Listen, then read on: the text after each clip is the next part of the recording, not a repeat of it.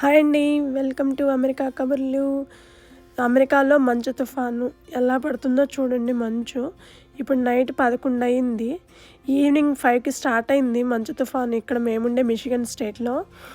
5-6 గంటల్లోనే చూడండి ఎంత హెవీగా పడిందో మంచు. ఆకాశంలో నుంచి ఏదో తెల్లటి పూలు విసురుతున్నట్లు పడుతుంది కదా. చాలా అద్భుతంగా అందంగా ఉంది చూడటానికి. ఎందుకంటే లైఫ్లో ఫస్ట్ టైం నేను కూడా స్నో చూడటం. అందుకే అదేదో అద్భుతంగా అందంగా మిరాకిల్ లాగా అనిపిస్తుంది నాకు చూడటానికి. బట్ చాలా ఎక్కువ పడుతుందనమాట. దాని ఎఫెక్ట్ కూడా ఇక్కడ మేముండే మిషిగన్ స్టేట్లో కొంచెం ఎక్కువగానే ఉంది మంచు ఎఫెక్ట్. చూడండి అప్పటికే 5-6 అవర్స్కే చూడండి తివాచి వచ్చినట్టు తెల్లటి తివాచి ఏమన్నా పరిస్తే ఎట్లా ఉంటుందో అట్లా ఉంది కదా.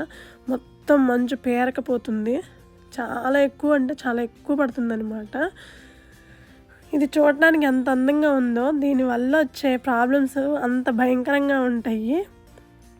ఇప్పుడు 11ంటికి మేము టెంపరేచర్ చూస్తే -18 ఉంది. -18 మన ఇండియాలో నాకు తెలిసినంతవరకు నేను ఎప్పుడు చూడలేదు.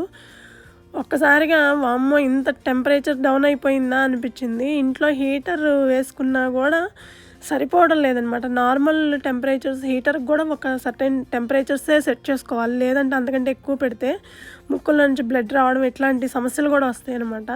హీటర్ ఉంది కదా హ్యాపీగా ఎంజాయ్ చేస్తారు అనుకోవడానికే లేదు. దానికి ఒక లిమిట్ ఉంటుందన్నమాట.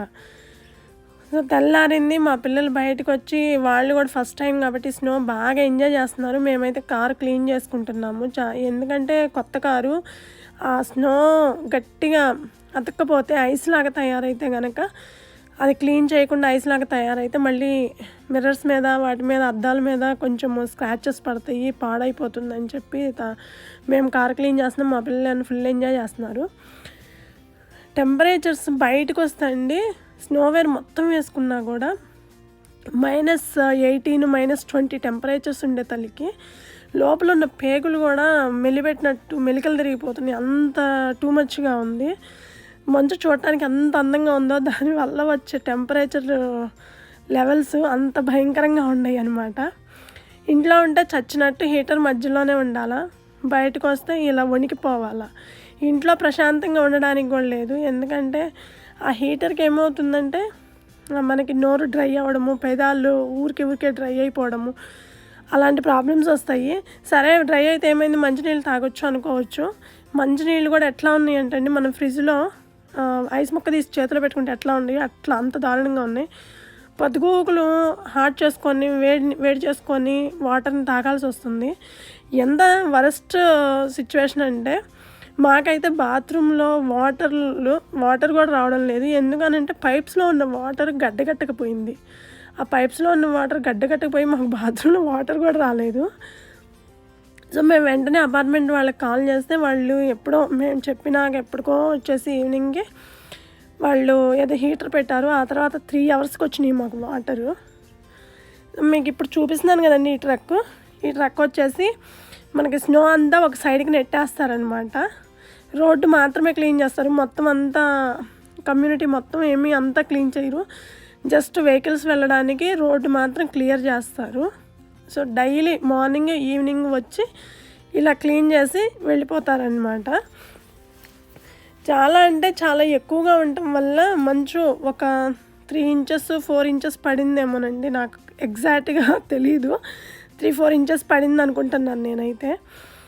ఇప్పుడేమన్నా ఈ వెహికల్ వచ్చింది, అది క్లీన్ చేసి రోడ్ క్లీన్ చేసి వెళ్ళిపోగానే మళ్ళీ ఇది ఒక వెహికల్ వచ్చింది. అదేంటంటే ఉప్పు, కెమికల్ సాల్ట్. ఏంటంటే అది మంచు మీద చల్లితే మంచు కరిగిపోతుందనమాట. పర్పుల్ కలర్లో ఉంది కదా. అది ట్రాలీ ఏంటంటే కింద హోల్స్ ఉంటాయి. ఆ వీల్స్ నడిపితేనే ఆ సాల్ట్ కింద పడుతుందనమాట. అది కూడా కేవలం ఫుట్పాత్ మీద మాత్రమే చల్లుతారు వాళ్ళు, వేరే ఏ ప్లేస్కి చల్లరనమాట. కార్ల మీద అస్సలు వాడకూడదు ఇది. వాళ్ళు ఏంటంటే 5 కేజీల బస్తా ఒకటి తీసుకొచ్చి ఇట్లా ఫుట్పాత్ మీద చల్లిపోతూ ఉంటారు. పొద్దున్నే మార్నింగ్ 7కి అట్లా వస్తారు, మళ్ళీ ఆఫ్టర్నూన్ వస్తారు, మళ్ళీ ఈవినింగ్ వస్తారు.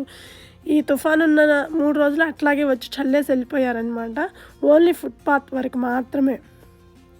సో అందరం పొద్దున్నే ఎవరి కార్లు వాళ్ళు క్లీన్ చేసేసుకున్నారు చక్కగా. ఇది పరిస్థితి ఇక్కడ. బట్ మేము చాలా అంటే చాలా అదృష్టం ఏంటంటే ఇక్కడ పవర్ పోలేదు. అది చాలా వరకు, ఎందుకంటే ప్రతిదీ అంట్లు తోముకునే మిషను, వాటర్ రావాలన్నా, అన్నం వండుకోవాలన్నా, హీటర్ పని చేయాలన్నా ప్రతిదీ కరెంట్ మీద ఆధారపడి ఉంటుంది. సో కరెంటు బాగలేదు, అందువల్ల మేము చాలా అంటే చాలా అదృష్టం అనమాట. బట్ వాటర్ మాత్రం బాగా గట్టగట్టకపోతుంది.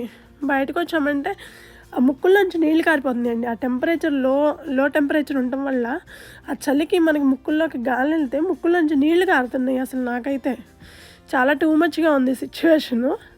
ఇదనమాట అమెరికాలో తుఫాన్ ఎఫెక్ట్ మేముండే మిషిగన్ స్టేట్లో. బట్ చాలా స్టేట్ల కంటే ఈ స్టేట్లో కొంచెం బెటరు. ఎవ్రీ ఇయర్ ఈ స్టేట్లో ఎక్కువ ఎఫెక్ట్ ఉండిద్ది, బట్ ఈ ఇయర్ ఈ స్టేట్లో కొంచెం అంటే ఇంకా భయంకరంగా కొన్ని స్టేట్లో ఇంకా ఎక్కువగా ఉంది. బట్ ఈ స్టేట్లో ఆ స్టేట్లతో కంపేర్ చేస్తే కొంచెం బెటర్ ఏమో అనిపిస్తుంది, ఎందుకంటే పవర్ అవన్నీ ఉన్నాయి కాబట్టి. సో ఇది మంచు తుఫాన్ ఎఫెక్ట్ అమెరికాలో. ఈ వీడియో మీకు నచ్చుంటే కనుక please like, share, subscribe my channel America కబుర్లు. Thank you.